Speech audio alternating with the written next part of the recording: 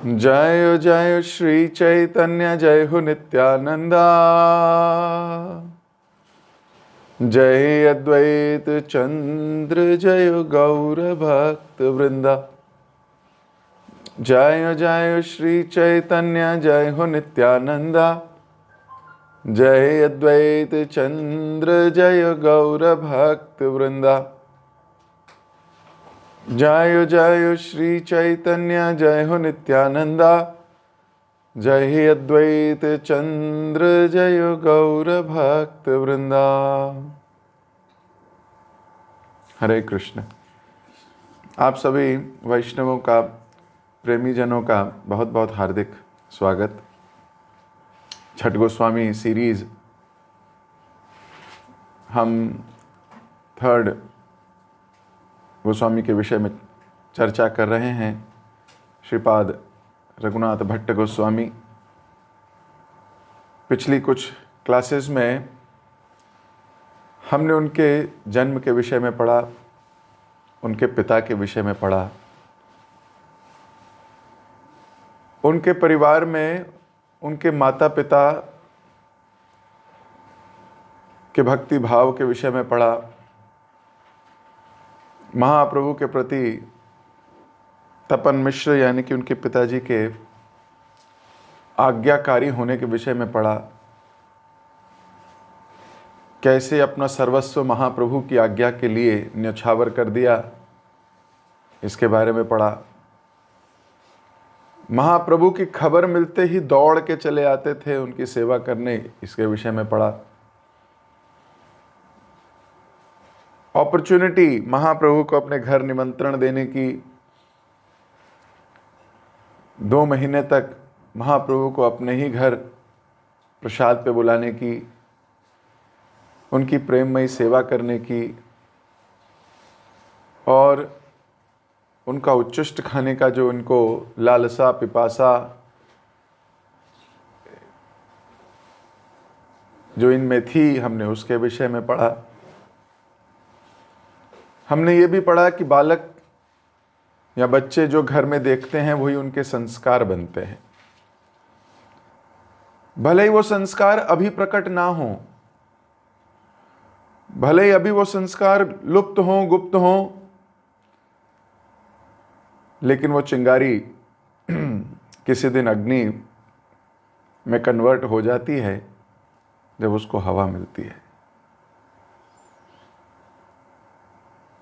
हमने पढ़ा किस प्रकार रघुनाथ भट्ट गोस्वामी हर वक्त महाप्रभु के चिंतन में, उनकी सेवा की खोज में रहते थे।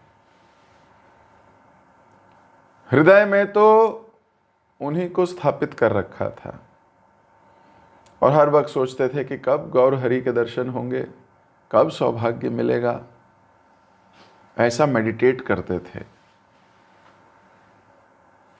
आंखों में आंसू रहते थे और हर वक्त सोचते थे कि वो दिन कब आएगा।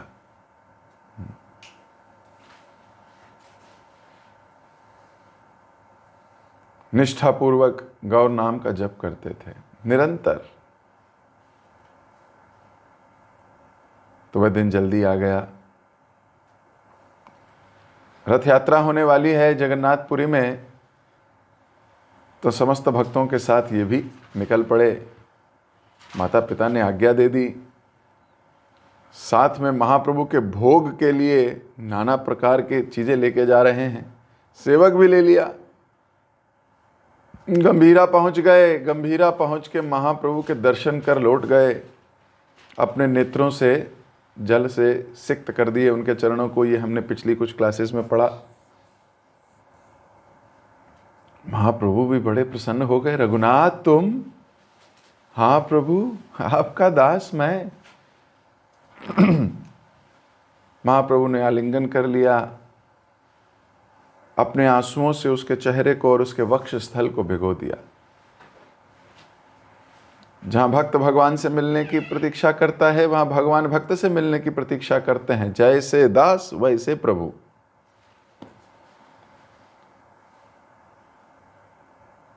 स्थिर होकर पिता के विषय में पूछा और उसके बाद रघुनाथ से उस दिन अपने पास गंभीरा में ही रहने को कहा।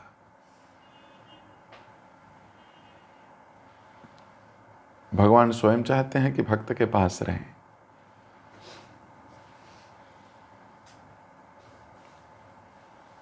तो उस रात रघुनाथ भट्ट गोस्वामी महाप्रभु के साथ रहे। दूसरे दिन अपने सेवक गोविंद से कहकर उनके रहने की व्यवस्था कहीं और कर दी। तो दूसरे दिन गोविंद से कहा कि अब इनकी व्यवस्था कहीं और कर दो। अब गोविंद जो भगवान का सेवक है, इसकी भी महिमा सुनो।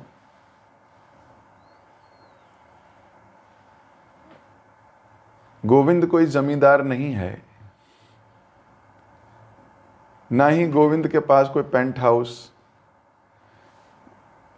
या कई महल या कहीं घर हैं। गोविंद तो स्वयं भगवान का सेवक है। महाप्रभु ने इसको कहा, इसके लिए अब कोई और जगह देख लो। तो गोविंद कह सकता है, भगवान कहाँ देखूं? मतलब मेरे पास कोई मेरा घर थोड़ी है, कहां से मैं इनको घर दिलवाऊं? कहां पर सेट करूं इनको? अभी थोड़े दिन पहले भी हमने पढ़ा, महाप्रभु गोविंद को कह दिया करते थे, इनके लिए जरा देख लीजिएगा। बस स्वामी की तो इच्छा बहुत है, स्वामी की केवल इच्छा जाननी चाहिए।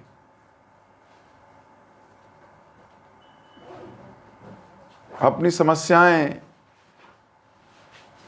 कि कैसे होगा, कहाँ मैं इनको कहाँ ठहराऊं, इन्होंने तो बोल दिया बस इनको ठहराओ, बस ये मैं इनको ठहरा दो। अब कहाँ ठहराऊं इनको मैं?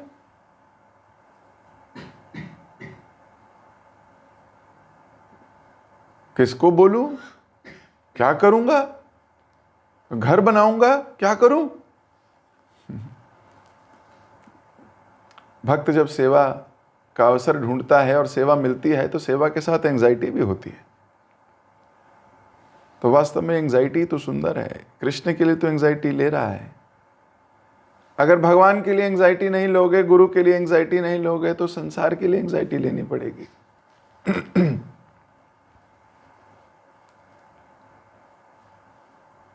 चैतन्य भागवत में और चैतन्य चरितामृत में दोनों जगह एक लीला आती है, जब गौरांग महाप्रभु हरिदास ठाकुर से पूछते हैं कि हरिदास मैं बहुत चिंतित हूं। हरिदास ठाकुर पूछते हैं कि महाप्रभु आपको क्या चिंता है? बोले मुझे चिंता है ये यवनों का उद्धार कैसे होगा, ये यवन ये कैसे हरि के पास, ये कैसे भगवान के पास, ये कैसे जाएंगे, इनका उद्धार कैसे होगा? हरिदास ठाकुर भगवान को कहते हैं, भगवान आप चिंता ना कीजिए, इनका उद्धार होगा। इनका उद्धार तो नामाभास से ही हो जाएगा। जब ये हराम हराम कहते हैं तो उसमें हे राम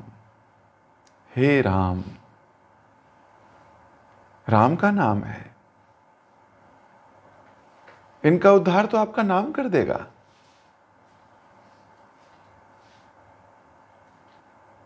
खैर प्रभुपाद जी इस विषय में संकेत करते हैं कि शिष्य का कार्य है अपने स्वामी की चिंता को दूर करना,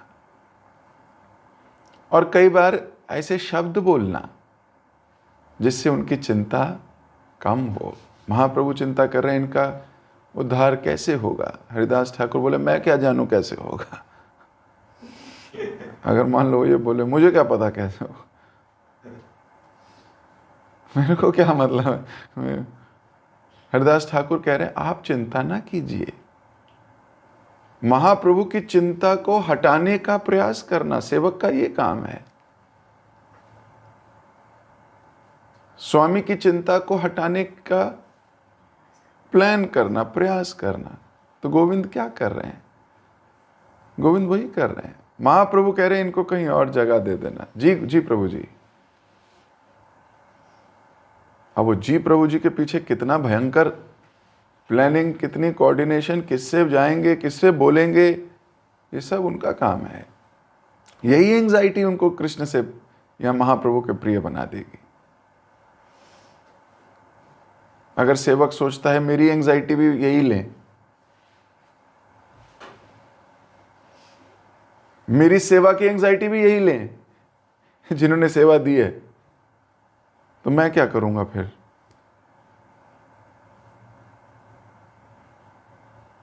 इसलिए कई बार इंगित किया जाता है, do this, how, use your intelligence.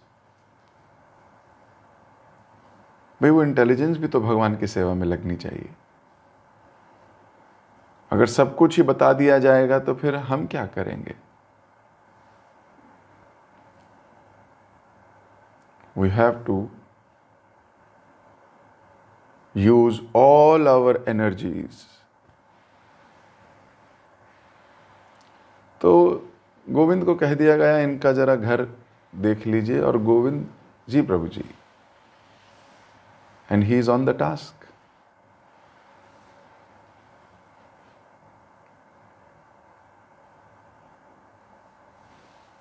तो रघुनाथ ने 8 महीने पुरी में रहकर दिन प्रतिदिन अपने प्रति महाप्रभु की बढ़ती हुई कृपा का उल्लासित होकर उपभोग किया। बीच बीच में उन्हें निमंत्रण कर अपने हाथ से बनाए विविध प्रकार के व्यंजनों का भोग लगाया। बीच बीच में बुला लेना चाहिए भक्तों को। इन्होंने तो ये सीखा ही है। बचपन से पिताजी ने क्या कहा था, 2 महीने मेरे यहीं भिक्षा खाना। बीच बीच में बुला लेते थे। बीच बीच क्यों कहा गया है? क्योंकि महाप्रभु के पास टाइम थोड़ी है, उनका शेड्यूल बिजी है। बीच बीच में किसी और ने भी बुलाया होगा, नहीं तो इनका बस चले तो ये तो रोज ही कह दें। ऐसा नहीं कि जब मेरे पास टाइम होगा तब महाप्रभु को बुला लूंगा। जब मैं कुछ अच्छा बनाऊंगा तो बुला लूंगा, जब घर में कुछ और भी गेस्ट आए होंगे तो इनको भी बुला लेंगे, महाप्रभु को भी, कि चलो उनके लिए तो बन ही रहा है, तुम भी आ जाओ खाने के लिए।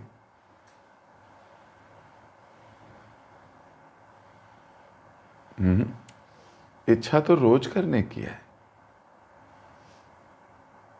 देखिए ये छोटी छोटी चीजों से कितनी बड़ी बड़ी चीजें दिखती हैं। इच्छा तो रोज है, लेकिन बीच बीच में जब महाप्रभु के पास समय, ये उनका शेड्यूल फ्री होता, ये उन्हें बुलाते, अपने हाथ से बना हुआ भोजन खिलाते। महाप्रभु उनके बनाए भोजन से बहुत प्रसन्न होते, क्योंकि वे पाक विद्या में बहुत निपुण थे। जो पकाते हुए अमृत जैसा लगता। रघुनाथ भट्ट पाके अति सुनिपुण, जे रांधे से होए अमृत समम। तो रघुनाथ भट्ट के जो प्रसाद बनाने की या भोग बनाने की कला है, बहुत निपुण थे। महाप्रभु को बहुत स्वादिष्ट लगता था इनके हाथ का प्रसाद या भोग।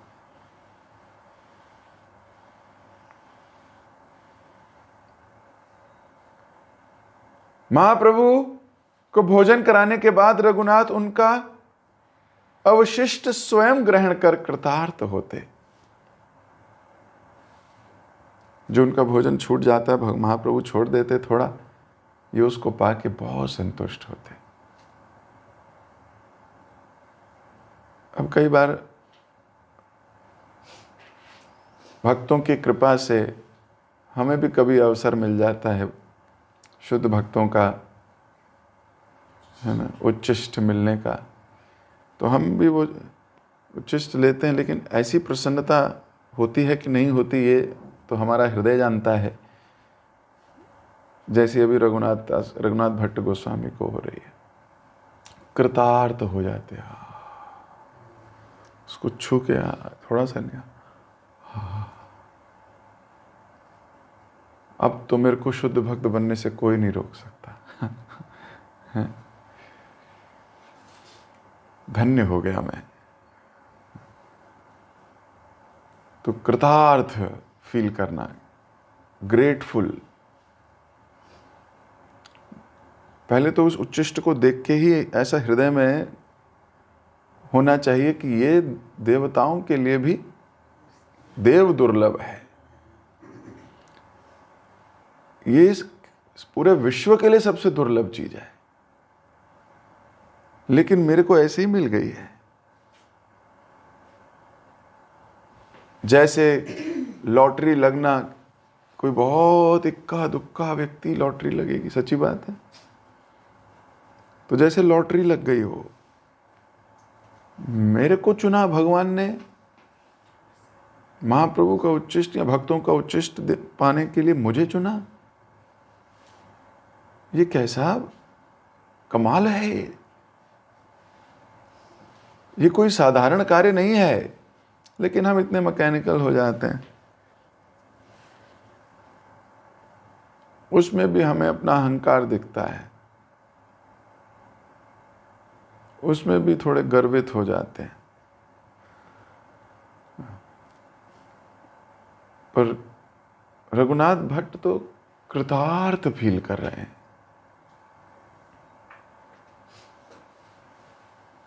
एकदम ग्रेटफुल। रोज जब भी है समय मिलता, अपने हाथ से महाप्रभु को खिलाना, पहले तो अपने हाथ से बनाना। देखो ये पूरी प्रोसेस में कितना सुंदर है प्रोसेस है। पहले बनाना भी नहीं, पहले तो महाप्रभु के शेड्यूल में से उनका टाइम देखना, फिर उनके शेड्यूल में गोविंद को कह के और महाप्रभु को स्वयं निमंत्रण देना, फिर जब निमंत्रण दे दिया, फिक्स हो गया इस तारीख को, फिर उस तारीख की वेट करना,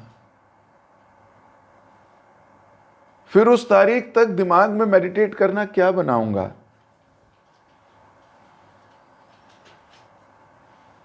फिर महाप्रभु के संगियों से पूछते होंगे क्या पाते हैं, तुम्हारे घर आए थे तो क्या सबसे ज्यादा पाया था। अच्छा, जब तुम्हारे घर आए थे तो क्या छोड़ा क्या था, क्या क्या लिया नहीं, थोड़ा सा लिया था। अच्छा, जब तुम्हारे घर आए थे तो क्या किया था, वो कितना प्लानिंग करी होगी है, सोचिए जरा, टेस्ट लीजिए। और फिर लिस्ट बनाना, अच्छा ये अच्छा लगता है, ये अच्छा लगता है, ये ओ मुझे इसमें से क्या आता है, अच्छा मुझे ये आता है, ये आता है, ये नहीं आता, पर ये तो महाप्रभु ने बहुत बहुत पाया। तो किसके घर पाया, उसके जाके पूछना कैसे बनाया था, है उससे मेन्यू पूछना, रेसिपी पूछना, क्या डाला है इसमें।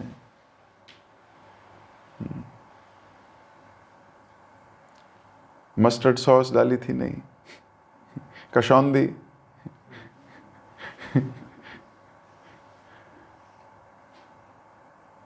ये डाला था कि नहीं, ये डाला था कि नहीं, अच्छा ऐसा था, ठीक है। फिर उसको मेडिटेट करना, फिर एक आधी बार घर में बनाना, फेल होना कि नहीं ये तो अच्छा नहीं बना है, इसको तो कोई भी ना खाए, है ना, ऐसे करते हैं। फिर अपने घर वालों पे एक्सपेरिमेंट कराते हैं, तुम खा के देखो। फिर जाके फिर महाप्रभु का जिस दिन आ रहा है डेट, उससे पहले प्रैक्टिस कर ली क्या बनाना।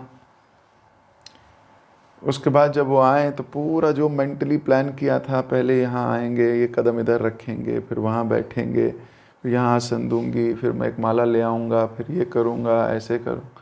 अब सोचिए ये पूरा प्रोसेस में कितना स्वाद है।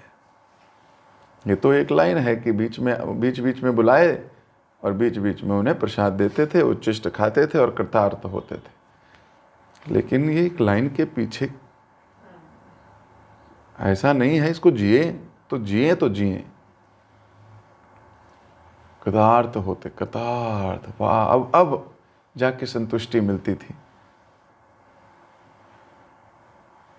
अब फिर ऐसा नहीं है कि बुला लिया और फिनिश हो गया, फिर 4 दिन बाद फिर का शेड्यूल है। नहीं, एक बार बुलाना हो तो आदमी कर करा के खत्म कर दे, हो गया, अभी मैंने बहुत मेहनत करी, कृतार्थ हो गया, पर 4 दिन बाद फिर आएंगे महाप्रभु। अब क्या करूं, फिर जो यहाँ पर भी उन्हें बहुत अच्छा लगा उसको भी रेसिपी में थोड़ा चेंज करेंगे, थोड़ा और अच्छा करूँगी, थोड़ा और अच्छा करेंगे, फिर वही मेडिटेशन।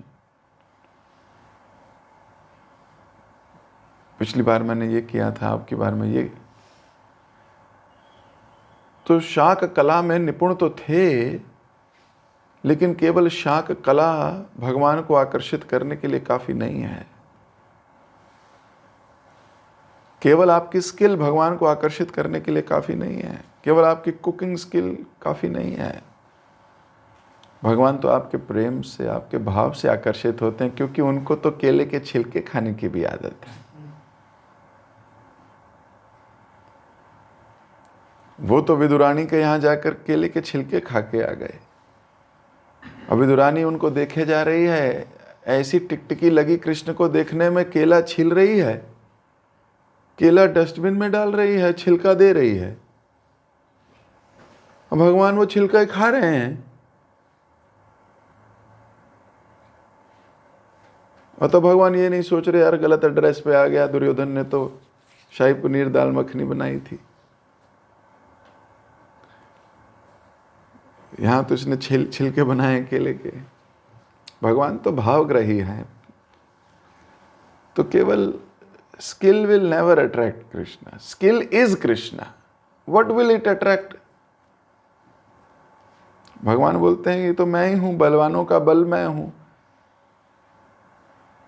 आपकी बुद्धि मैं हूं, बुद्धिमानों की बुद्धि मैं हूं, स्किल वालों की स्किल मैं हूं। वो तो कृष्ण खुद ही हैं, वो क्या अट्रैक्ट होंगे अपने से? वो तो आपके भाव से अट्रैक्ट होंगे। What is your mood? Raghunath Bhatt wants to please Mahaprabhu, this is pleasing महाप्रभु।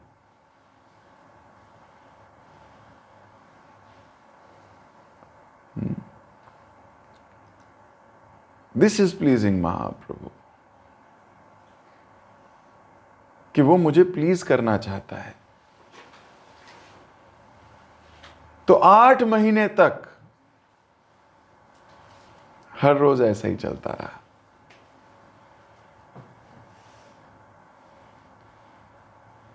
आठ महीने बाद महाप्रभु ने रघुनाथ को विदा किया। विदा करते समय कहा, रघुनाथ तुम विवाह ना करना। यह आज्ञा महाप्रभु ने और किसी को दी नहीं। महाप्रभु ने कहा तुम विवाह ना करना, वृद्ध माता पिता की सेवा करना, किसी शुद्ध वैष्णव से भागवत का अध्ययन करना, नीलाचल एक बार फिर आना। तो ये 4 इंस्ट्रक्शंस विदा करते समय महाप्रभु ने रघुनाथ भट्ट को दी। पहला, विवाह नहीं करना। दूसरा, माता पिता की सेवा करना। तपन मिश्र जैसे माता पिता हों, व्यक्ति क्या नहीं करे उनके लिए, वो तो वैष्णव हैं, परम वैष्णव। और किसी वैष्णव से भागवत पढ़ते रहना, और पढ़ते नहीं, सॉरी, अध्ययन करना, ऐसा बोला। पढ़ने में और अध्ययन करने में तो अंतर है, कल हमने सुना था। और नीलाचल एक बार फिर आना। इतना कहकर उन्होंने अपनी कंठमाला, अपनी कंठी है ना, कंठमाला रघुनाथ को पहना दी और आलिंगन किया। कंठमाला के रूप में महाप्रभु का आशीर्वाद प्राप्त कर रघुनाथ के तो नेत्रों से आनंद अश्रु बहने लगे।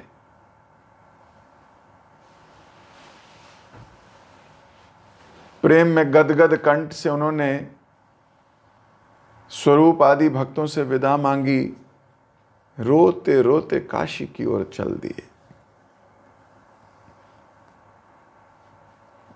8 महीने महाप्रभु के सानिध्य में रहने के बाद अगर ऐसा विच्छेद हो रहा हो तो आदमी रोएगा। देखो, प्रेम में होगा रोएगा, द्वेष में होगा तो खुश होगा। भक्तों से दूर जाना प्रेमियों को बहुत दुख देता है और द्वेषियों को बड़ा सुख देता है। कॉन्शियसनेस की बात है बस। जो दोष देखते हैं, द्वेषी हैं इत्यादि, वो दूर जाते हैं तो उन्हें खुशी होती है। लेकिन जब भक्त दूर जाता है तो उसका ये हाल होता है। वो जो प्रेमी है उससे बिछड़न सहा नहीं जाता। बिछड़ने का ख्याल ही उन्हें डरा देता है। बिछड़ जाएंगे ऐसे संग से, बिछड़ जाएंगे ऐसे भक्त से, घबरा जाता है। लेकिन महाप्रभु की आज्ञा के आगे भक्त अपनी सोचते ही कहाँ हैं।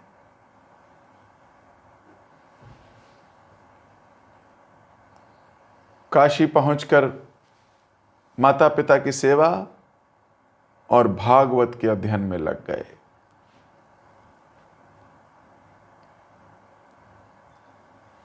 चार वर्ष के बाद माता पिता का देहांत हो गया।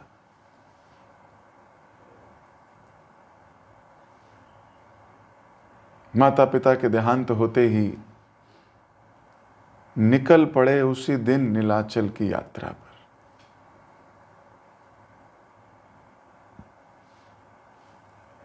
अब सोचिए, माता पिता का आज देहांत हुआ है और उसी दिन निकल लिए।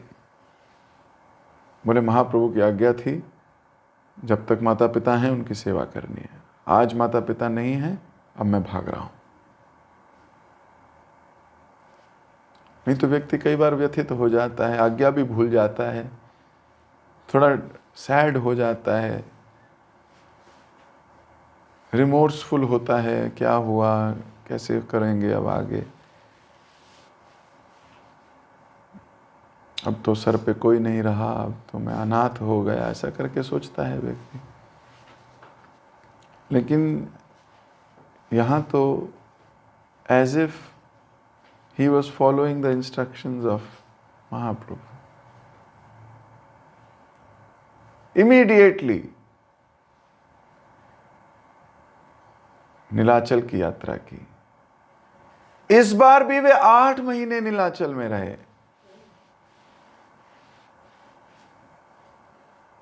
दुई अष्टक हो गए, 2 बार अष्टक लग गया।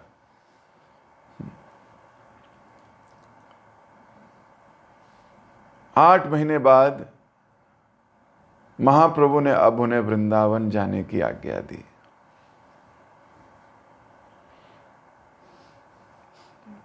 और इन 8 महीनों में भी वही होता रहा, महाप्रभु को निमंत्रण और अपने हाथों से महाप्रभु को प्रसाद बना के खिलाना। हमने ये पाया है, चैतन्य भागवत में श्रीवास ऐसे ही बुलाया करते थे महाप्रभु को। हमने पाया है असंख्य भक्तगण, this is one way of expressing their love and this is one way of rendering some transcendental devotional service.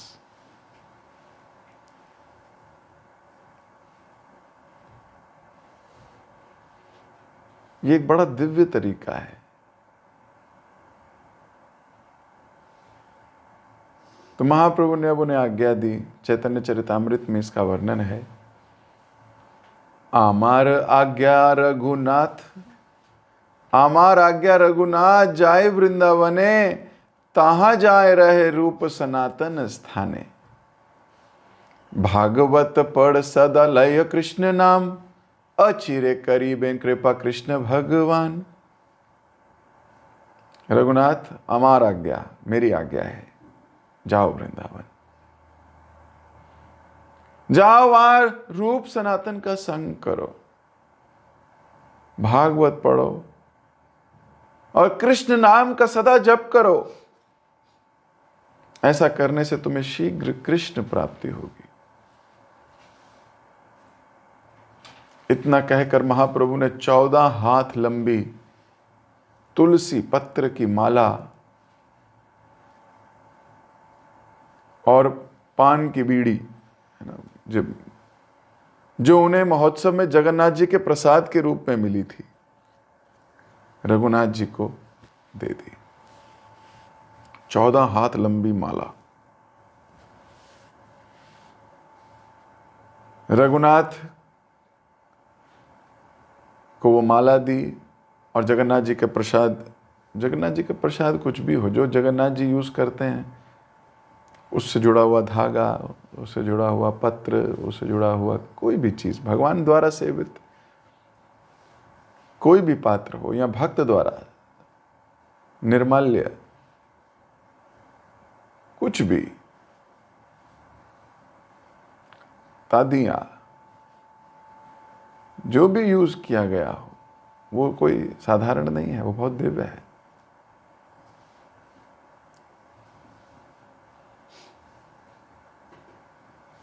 आप देखिए संसार में भी यही बात है। मान लीजिए कहीं सोने की खान है, तो सोने की खान के आसपास सोना ऐसे ही मिलता है कि नहीं? लेकिन जहां दूर दराज इलाकों में जहां सोना नहीं पहुंचता, वहां उसकी कीमत कितनी ज्यादा होती है। पेट्रोल डीजल समझ लीजिए, दुबई इत्यादि ऐसी अरब कंट्रीज में कितना सरल है डीजल मिलना, पेट्रोल मिलना, लेकिन यहां आते आते हमारे लिए कितना दुर्लभ हो जाता है, पैसे देने पड़ते हैं कितने।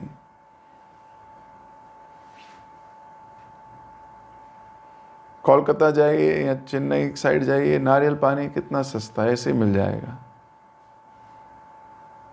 और यहां पे कितना महंगा लेना पड़ता है उसके ऊपर। तो कई कई जगह जहां वैष्णवगण रहते हैं, वहां बहुत सारी चीजें बहुत सुलभ मिल जाती हैं। ऐसे सेवा के अवसर बड़े सुलभ हैं, बहुत ही सुलभ। लेकिन जहां नहीं है, वहां उन बेचारों का क्या हाल होता है ना, कैसे हृदय में तड़प रहती है। अभी तो महाप्रभु ने कहा, जाओ वृंदावन, 4 चीजें करो, और साथ में कुछ गिफ्ट दिया। अब एक भक्त सन्यासी है, क्या गिफ्ट देगा? उनका तादी, उन्होंने अपनी माला निकाल के कंठी दे दी रघुनाथ भट्ट गोस्वामी को। फिर 14 हाथ लंबी एक तुलसी की माला दी, और साथ में जगन्नाथ जी का जो प्रसाद उन्हें मिला, वो उनके लिए तो वही ट्रेजर है कि नहीं? वास्तव में ट्रेजर भी वही है। असली ट्रेजर क्या है? यही तो ट्रेजर है। तो अपने खजाने में से उन्होंने वो जगन्नाथ जी का प्रसाद में मिला हुआ जो पान का बीड़ा था, वो दिया, और रघुनाथ को आलिंगन कर उसमें शक्ति संचार किया, और उन्हें वृंदावन के लिए विदा किया।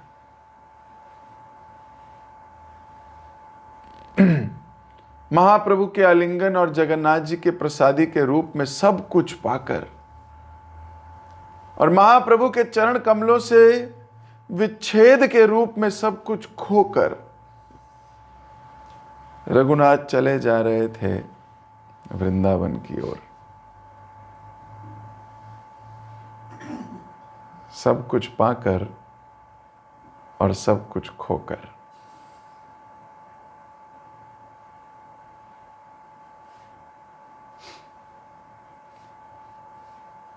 पथ बहुत लंबा है। अब जिसका सब कुछ बिछड़ गया हो, सब कुछ खो दिया हो, उसका क्या हाल होगा? महाप्रभु ने आज्ञा दी थी विवाह मत करना। महाप्रभु ने आज्ञा दी थी माता पिता की सेवा करना। महाप्रभु ने आज्ञा दी थी किताब पढ़ना, भागवत पढ़ना। बस एक ही यही बुक दी थी, 4-5 किताब नहीं दी थी। हम तो कहते भागवतम खत्म हो गई प्रभु जी, अब और क्या पढ़ें? Give us some more, we need variety.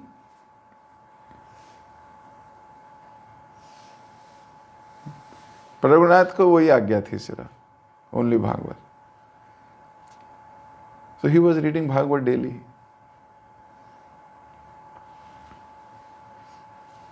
अब महाप्रभु ने कहा था और फिर नीलाचल आ जाना, तो माता पिता चले गए तो नीलाचल आ गए।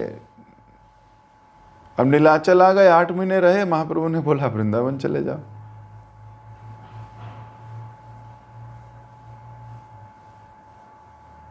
आप सोचिए, भगवान से लगाव है लेकिन भगवान की आज्ञा से ज्यादा लगाव है।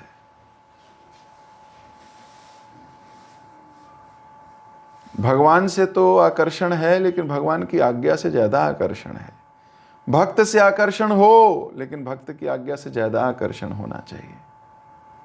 ये सिद्धांत का पक्का होना चाहिए भक्त।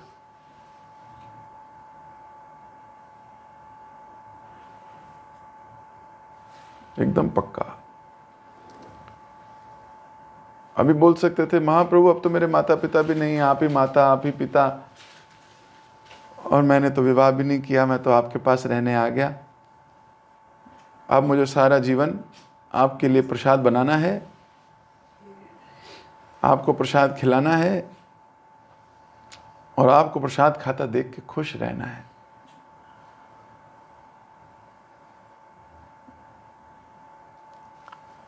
महाप्रभु ने कहा नहीं, वृंदावन जाओ। Mahaprabhu is living a mission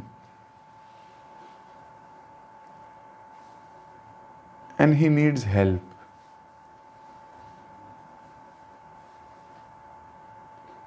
महाप्रभु तो एक मिशन जी रहे हैं, भगवान कृष्ण की लीला स्थलियों का पुनरुत्थान करना, वैष्णव संप्रदाय को विश्व भर में फैलाना, हर व्यक्ति को भगवान नाम के प्रति आसक्त करना, हर किसी को ये अत्यंत दुर्लभ प्रेम प्रदान करना।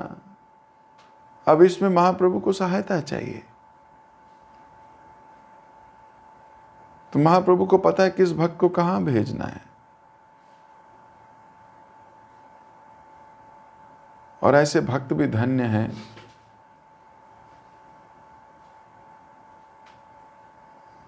आज्ञा मिली, रोएंगे लेकिन वो ही करेंगे।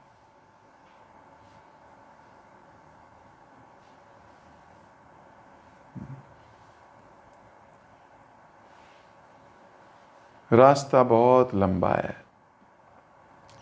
लेकिन महाप्रभु की हृदय अंकित छवि और उनके सत्संग की मधुर स्मृतियों ने उस रास्ते को बड़ा छोटा कर दिया,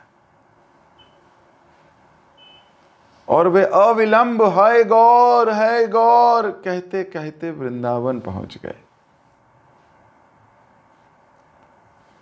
तो ये दो चीजें तो भक्त से कोई छीन नहीं सकता।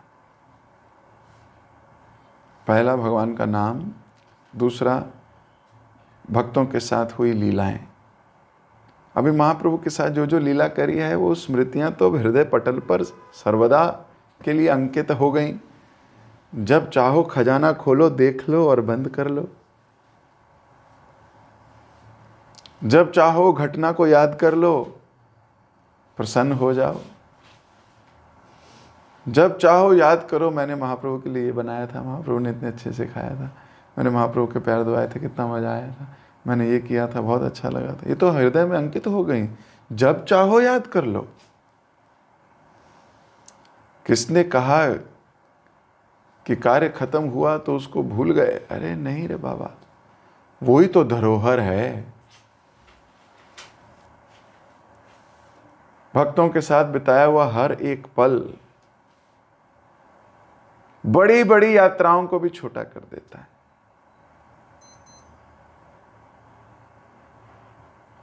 उनके वृंदावन पहुंचते ही वहां के भाव समुद्र में एक नई तरंग आ गई। रूप सनातन भी उन्हें पाकर परम आनंदित हो गए। वे उन्हें ले जाकर एकांत में बैठ जाते और महाप्रभु के रूप, गुण, लीला आदि का एक दूसरे से चर्चा कर एक दूसरे को भाव समुद्र में डुबो देते। एक दूसरे से लिपट लिपट कर उनकी याद में रोते और पूरे ब्रज को भिगो देते।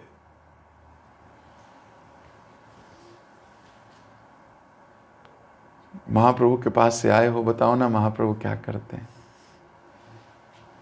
बताओ ना और क्या लीला हुई। अच्छा तुम्हारे साथ भी हुई? मेरे साथ भी हुई। मेरे को ऐसा एक दिन महाप्रभु ने कहा, एक दिन उन्होंने मुझे ये कह दिया, मुझे बड़ा अच्छा लगा। उस दिन उन्होंने ऐसा कहा, उस दिन महाप्रभु ने ये वाली कथा सुनाई, उस दिन महाप्रभु यही सब बातें इनके जीवन का धन है। अब जिसको ऐसे धन का स्वाद आ रहा हो, वो संसारी बातों में क्या आनंद लेगा? उसको क्या संसार में भौतिक धन से, भौतिक विषयों से उसको आप अट्रैक्ट कर पाओगे? कहाँ कर पाओगे? उसको तो आनंद इन सब चर्चाओं में आता है। आज क्या हुआ, आज क्या सुनाया, आज क्या पढ़ा, आज हमने ये देखा, आज इनके साथ ये लीला हुई, आज ये हुआ। यही सब बहुत को, ये सब ज़्यादा एक्साइटिंग है।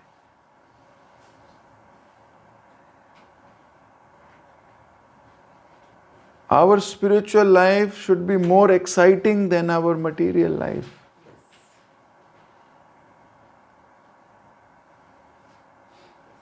It should be more exciting. Our spiritual goals must excite us more than our material goals.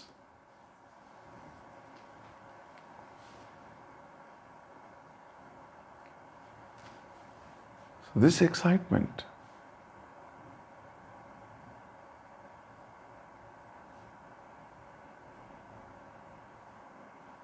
तो अभी तो ये तीनों, रूप, सनातन और रघुनाथ भट्ट,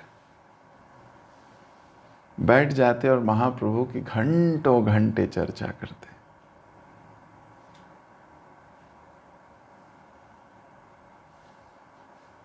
तो आज हम इन्हें ऐसे ही बैठने देते हैं,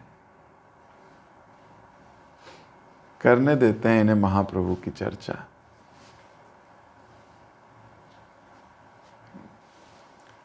भीग जाने दो आज ब्रज को इनके आंसुओं से, इनके प्रेम से।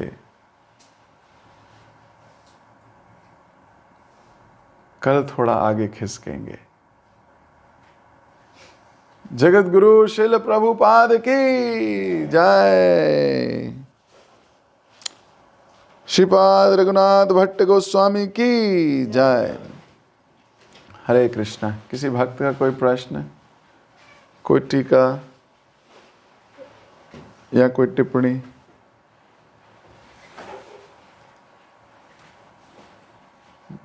खुशबू माता जी। यस।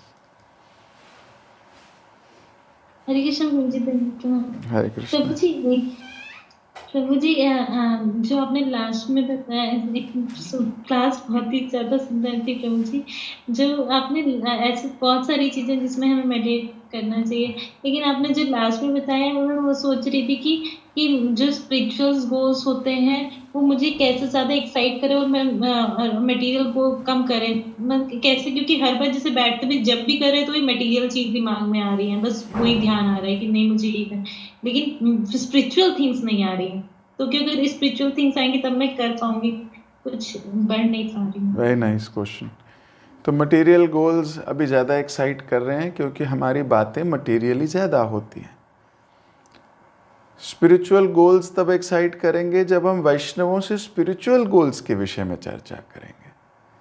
हम वैष्णवों से भी मटेरियल बातें करते रहेंगे तो हम खो रहे हैं उनके संग को।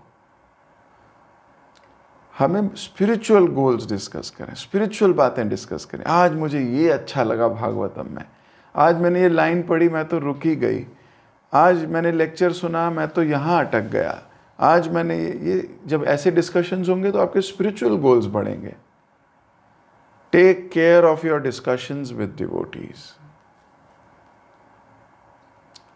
अगर बातें स्पिरिचुअल होंगी, देखना आपका जुनून वैसा ही बनेगा। हम अगर मटेरियल बातें करते रहेंगे, वो भी करनी पड़ेंगी, ओके, लेकिन ज़्यादा वैष्णवों को तो भक्ति में बात करनी चाहिए। इसीलिए हमारे मटेरियल गोल्स हमारे को ज़्यादा अच्छे लगते हैं, इसलिए हम वैष्णवों से भी अपने मटेरियल गोल्स ही सिद्ध कर रहे होते हैं।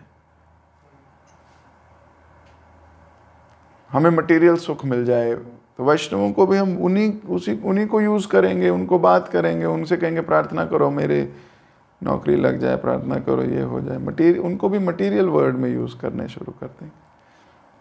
कोशिश करना चाहिए। वैष्णवों से ये भी करो, ये कोई गलत नहीं है, लेकिन सिर्फ यही कर रहे हो तो गलत है। सो हमें क्या करना चाहिए? Spiritual discussions. ठीक है। हरे कृष्ण। तनिष्क प्रभु।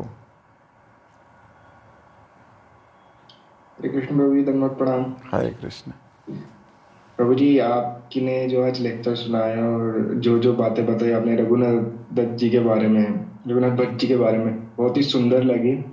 और सबसे अच्छी चीज़ जो उनकी बातें सुनने में ये लगी कि उनका जो सरेंडरनेस थी और गुरु की आज्ञा का हमेशा पालन करना है, और उन्हें कुछ नहीं चाहिए, बस गुरु चाहिए और कुछ नहीं।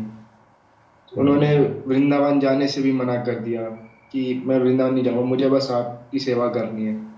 तो ये जो भाव है, ये बहुत ही खास भाव है। और जब मैं ये आपसे के मुंह से ये बातें सुन रहा था, ये कहानी सुन रहा था, तो एकदम से मुझे बड़ा झंझोरे से लग रहे थे शरीर में कि क्या सुन रहा हूँ मैं। मतलब बहुत बहुत ही अच्छी कहानी और बहुत ही अच्छी बातें सुनी मैंने, और उन पर एनालाइज भी कर रहा हूँ कि क्या क्या हम मेरे को अपनी लाइफ में इंकल्केट करना है, सबको अपनी लाइफ, डिवोटीज को अपनी लाइफ में एज वैष्णव इंकल्केट करना चाहिए। तो आज मेरे को ये बहुत अच्छा लगा सुनकर। थैंक यू प्रभु जी आज के लेक्चर के लिए, and thank you overall. Krishna धन्यवाद, प्रणाम। हरे कृष्ण। Very nice. स्वाति माता जी। हरे कृष्ण प्रभु जी का नमस्कार। थैंक यू प्रभु जी, आप बहुत अच्छा लेक्चर सुबह सुबह और शाम को दोनों समय बहुत अच्छे हम सीखते हैं आपसे बातें, और हम भगवान की लीला स्मरण करते हैं। थोड़े टाइम के लिए ऐसा लगता है कि स्पिरिचुअल वर्ल्ड में चले गए। मेरा रियलाइजेशन भी और एक मतलब डिस्कशन भी है कि प्रभु जी आप इतने इंट्रिकेसीज, इतने कॉम्प्लिकेटेड चीजें, जो छोटी छोटी बारीकियां, माइन्यूट थिंग्स है भक्ति के, इतना इजीली हम लोग को समझाते हैं ना प्रभु जी। मैं सोचती हूँ कि मुझे ऐसा एसोसिएशन और आपका संग में डिजर्व नहीं, फिर भी मुझे मिला है। उसके लिए मैं जितना भी मेरे ग्रैटिट्यूड है, जितना भी मैं थैंक्स बोलूँ उतना कम है। भक्ति बहुत सुंदर है। हमारे सारे कॉन्ग्रीगेशन के इतना प्रोत्साहित करते हैं, इतना मतलब जब भी आप लीला बताते थे, चैतन्य हम भागवत पढ़ रहे थे, तो ऐसे लगता था हाँ ये प्रभु जी के अंदर ये गुण है, ये माता जी के अंदर ये गुण है। तो प्रभु जी इतना अच्छा लगता था। बट प्रभु जी मेरे अंदर बहुत सारी कमियां हैं, और पहले मुझे नहीं पता थी, मैं ऐसे करती थी तो ये कमी मेरे अंदर थी। और प्रभु जी मुझे रियलाइज होने लगा कि मेरे अंदर कितनी कमियां हैं। मतलब पहले तो करेक्ट कैसे करते कि मैं डिफेंड करती थी अपने आप को, और बहुत सारी, अब तो मुझे प्रभु जी बहुत सी सारी चीजों में गिल्टी फील होने लग गया है। और प्रभु जी आपकी कृपा से थोड़ा सा बल मिल रहा है कि मैं प्रयास कर सकती हूँ। बट प्रभु जी मेरे अंदर कंसिस्टेंसी नहीं है, और उसके लिए प्रभु जी जैसे मैं साधना अपडेट्स भेजू तो थोड़े दिन तो कंटिन्यूस रहता है, फिर छूट जाता है प्रभु जी, और मैं चीजें भूल जाती हूँ। मेरे दिमाग में रहती है, बट जब सिचुएशन आती है तो एप्लीकेशन में दिक्कत हो जाती है प्रभु जी। तो प्रभु जी मैं भक्तों के संग रहना चाहती हूँ, मैं कोई अपराध नहीं करना चाहती जिससे मैं अलग हो जाऊँ भक्तों से। और आज्ञा प्रभु जी, आपकी आज्ञा जो है ना, मैं आपकी इच्छा और आज्ञा को फॉलो करना चाहती हूँ प्रभु जी। और प्रभु जी आप बोलते हो ना वैष्णव की कृपा होती है, जब वो डांटते हैं, दंड देते हैं, तो मेरे से सभी वैष्णव बहुत प्यार से बात करते हैं, किसी ने डांटा नहीं, तो मुझे अभी वो एक्स्ट्रा कृपा नहीं मिली भक्तों की। तो प्रभु जी मैं क्या करूँ कि मुझे वो भी कृपा मिल जाए भक्तों की? जब मिलेगी ना तो तड़पोगे कभी। असली परीक्षा तो तभी होगी जब डांट पड़ रही होगी। तो उस वक्त जो आपका मनोभाव होगा वो वास्तविकता में समझ में आएगा। लेकिन आपके भाव सुंदर हैं। ये जो कभी गिल्ट की भावना आती है व्यक्ति को, ये तब आती है जब वो प्रगति के मार्ग पे होता है। देखो, जब एक चाकू को तेज करना होता है तो उसको रगड़ते हो तो चाकू को बहुत दर्द होता है, उसमें से चिंगारियां भी निकलती हैं। देखा है आपने चाकू तेज करते हुए कभी? चिंगारियां निकलती हैं, लेकिन उस थोड़ी देर के बाद वो बहुत शार्प हो जाता है। तो व्यक्ति जब ऐसी गिल्ट में आता है, उसको दर्द भी होती है, बोल मैं क्या कर रहा था, लेकिन अगर वो सहता रहे, है ना, करते रहे, उसके ऊपर कार्य हो रहा है, सुनता रहे, चिंगाड़ियाँ भी निकलेंगी उसमें से, लेकिन फिर भी वो चिपका रहे और होता रहे शार्प, थोड़ी देर के बाद वो निखर के निकलता है, फिर वो उपयोगी होता है ना। फिर वो सब्जी काट सकता है भगवान के लिए, और उपयोगी बन जाता है भगवान के लिए।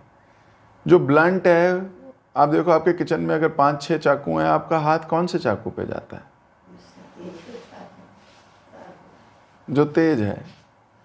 मान लो बाकी चाकू कहे मुझे तो यूज ही नहीं करते, मेरा क्या काम इस घर में, मेरे से कोई सब्जी नहीं कटी आज तक, भगवान ने मेरे को तो, ये तो इनकी प्रॉब्लम है, मुझे लेते ही नहीं है, ये इनकी प्रॉब्लम है। मान लो दोष आरोपण दे आपको कि मैंने पुराने जन्मों में कितने अच्छे काम किए थे कि आपके किचन में आ गया राधा रानी की। अब मैं राधा रानी की किचन में आ गया, लेकिन मुझे कोई यूज़ ही नहीं करता, मेरे को तो कोई सेवा ही नहीं मिलती, मेरे को तो कोई बोलता ही नहीं सेवा कर लो, मेरे को कोई कहता, अरे इसलिए नहीं कहता क्योंकि तुम में जंग लग गया है, अभी शार्प होना बाकी हो। तो जब शार्प होने के लिए रेडी हो जाओगे तो चिंगाड़ियाँ निकलेंगी, मांजा जाएगा। उसके बाद जब शार्प हो जाओगे तो उसी किचन में पड़े होगे तो आपका जो से हाथ कहाँ जाएगा? अरे ये वाला चाकू अच्छा है, ये निकालती हूँ, है ना। आप बार बार उस चाकू को यूज़ करते हो जो उपयोगी है। नाम तो सारों का चाकू है, लाल चाकू, काला चाकू, पीला चाकू, नीला चाकू, ऑरेंज चाकू, नाम तो सबका ही चाकू है, लेकिन फिर यही वाला चाकू क्यों यूज़ हो रहा है सब्जी काटने के लिए? क्योंकि वो तेज है। क्यों? उसने स्वीकार किया है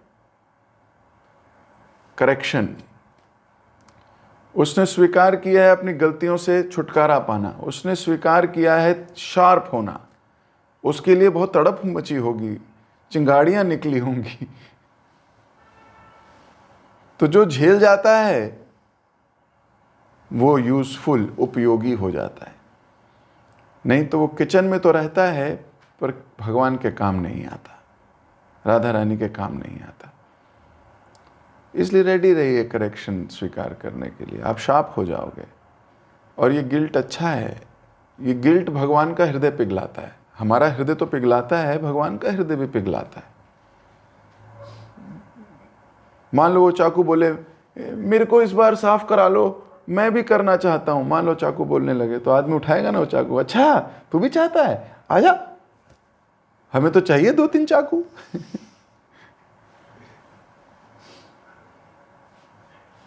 तो इसलिए ये भावना अच्छी है।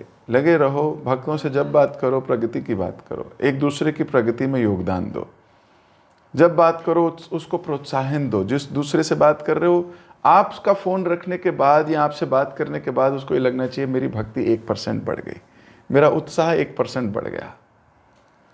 अगर फ़ोन करने के बाद, बात करने के बाद लग रहा है मेरा उत्साह घट गया इनसे बात करने के बाद, मैं तो सेवा करने का मूड आया था, इनसे बात करा, इन्होंने बोला अरे कोई ज़रूरत नहीं है, हम तो एकादशी पे करते हैं, हम तो इस पे करते हैं, तू ठीक कर रही है, घबरा नहीं, तू अच्छा कर रही है, तो मेरा तो उत्साह घट गया यार सेवा करने का। इनसे नहीं बात करूँगी मैं अभी जनरली, है ना, ये मेरा तो उत्साह घट जाता है। ठीक है, तो हमें जब भी किसी से बात करो उत्साह वर्धन करो उसका। तो ऐसे भक्त एक दूसरे से जब बात करते हैं इंस्पिरेशन मिलती है। अरे तुम 4 पेज पढ़े, भाग मैं नहीं पढ़ पाई, मैं 1 ही पढ़ पाई, ओहो कोई नहीं, मैं भी पढ़ूंगी, अगली बार मैं भी पढ़ के बाद मैं भी आगे पढ़ूंगी। उसे नहीं कहेंगे अरे 1 पढ़ा कर, 4 नहीं पढ़ने चाहिए, पता है इतने में तो कुछ और सेवा कर ले, तो 1 ही पढ़ा कर। पर तो हमें डाउन नहीं करना है किसी को, हमें उत्साह बढ़ाना है। मान लो किसी ने कहा मैं तो निर्जल रखा मैंने इस बार एकादशी, ओ यार वो तो निर्जला पे रखते हैं, तुम क्यों निर्जल रखते हो ऐसे? अपने शरीर को इतना कष्ट नहीं देना चाहिए भाई। बताओ जरा कहाँ लिखा है प्रभुपाद ने कि सारी एकादशी निर्जल होनी चाहिए? प्रभुपाद ने कहा फीस्टिंग होनी चाहिए, तुम यार निर्जल रख रहे हो।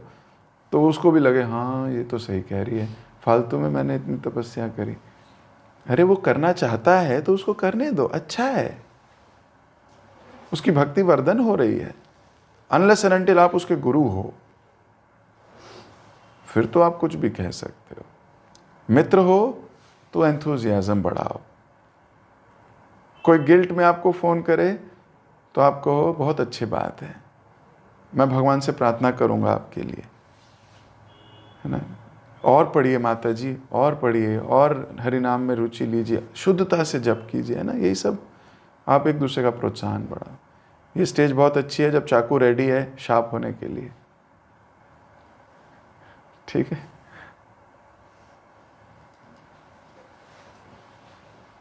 Thank you, Prabhuji. Thank you. Such a beautiful explanation. Thank you, Prabhuji. हरे कृष्ण। जगत गुरु शिल प्रभुपाद की जय।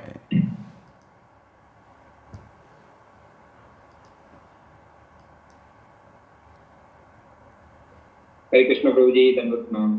थैंक यू सो मच प्रभु जी, बहुत सुंदर क्लास के लिए। आज की क्लास में आपने हमें ये बताया कि गोविंद की मूर्ति हिसाब से हमें कुछ सिखाया आज, जैसे कि अपनी समस्या को छोड़ के हम स्वामी के मूर्ति हिसाब से हमें सेवा करना चाहिए। गुरु की जो स्वामी की एंजाइटी हमें लेना चाहिए, और ये जो एंजाइटी होता है वो बहुत सुंदर भी होता है। प्रभुपाद जी कहते हैं कि शिष्य का कार्य है कि स्वामी का चिंता को दूर करना, अपनी चिंता को छोड़ के। और आपने हमें बताया कि वैष्णव का उच्चिष्ट हमें पाना चाहिए। अगर हमें कहीं उच्चिष्ट मिल जाए तो हमें सिर्फ उसको देखना चाहिए कि हमारी तो लटकी लग गई और पूरा कृतार्थ हो जाना चाहिए, जैसे रघुनाथ भट्ट गोस्वामी हो रहे हैं। अगर ऐसा हमें अवसर नहीं मिल रहा है तो हमें खुद अवसर क्रिएट करना चाहिए, वैष्णव को घर पे बुलाना चाहिए, तो ये बेस्ट अपॉर्चुनिटी होगा। और उनके लिए उनकी मनपसंद का हमें प्रसाद बनाना चाहिए, और हमारा यहाँ पे भाव यही होना चाहिए कि वो कैसे खुश होंगे, वो कैसे प्रसन्न होंगे। और आपने ये बताया कि भक्त से जब दूर जाते हैं तो प्रेमी जन जो होते हैं उनको दुख होता है, और जबकि दोषी जन होते हैं उनके लिए तो आनंद होता है।